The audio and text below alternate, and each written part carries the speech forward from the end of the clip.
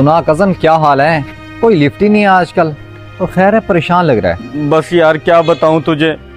यार अब्बा शुरू मत हो जाया करें यार, जैसे ही घर आता हूँ आपके लेक्चर शुरू हो जाते हैं, पता नहीं कब जान छूटेगी। ओ बेटा, ये तो 20,000 है। तो अब्बा 20,000 ही होंगे ना, मैंने आपको बताया तो था लास्ट टाइम, जब भी आपकी पेंशन आएगी कि मैं उसमें से अपनी पॉकेट मनी रख लिया करूँगा। 20,000 मैंने रख लिए। मैं आपसे बार बार नहीं मांग सकता यार, मुझे आपसे शर्म आती है, ऐसा लगता है जैसे भीख मांग रहा हूँ। बेटा फजूल खर्ची करोगे तो ये सब तो होगा ना। अब्बा माफ़ी दे दोगे? तो ये सारी कहानी है। आपके अब्बू के पास भी गया था, चाचू ने कहा कि अब्बू का उन्हें भी नहीं पता। अब समझ नहीं आ रही क्या करूं मैं। इसका मतलब तुझे एहसास हो गया है। देख, तू मेरे बचपन का दोस्त है, इसलिए मैं तुझसे कुछ छुपाना नहीं चाहता। उस दिन अब्बू ने तुझसे झूठ बोला था कि ताया अब्बू का उनको नहीं पता। मैं समझा नहीं। इसका मतलब है चाचू को अब्बू के बारे में पता है, वो कहाँ पर है? हाँ, वो जानते थे, और तुझे इसलिए नहीं बताया कि ताया अब्बू ने मना किया था, और वो दिखाना चाहते थे कि तू अपने अब्बू के बगैर क्या है। और मुझे लगता है कि तुझे अब समझ आ गई है। हाँ, मुझे आ गई है समझ।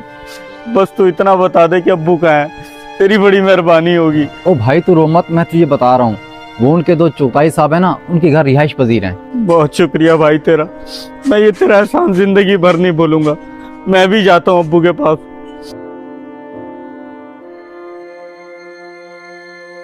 जी भाई, किससे मिलना है? भाईजान, ये चुगताई साहब का घर है। जी जी, ये चुताई साहब का घर है। आपका काम क्या है? मैंने अपने वालिद साहब से मिलना है। मैंने सुना वो आपके घर आए हुए हैं। मैं लोधी साहब का बेटा हूँ। अच्छा अच्छा, आप लोधी साहब के बेटे हो? वो हमारे घर है, मैं भी बुला के लाता हूँ।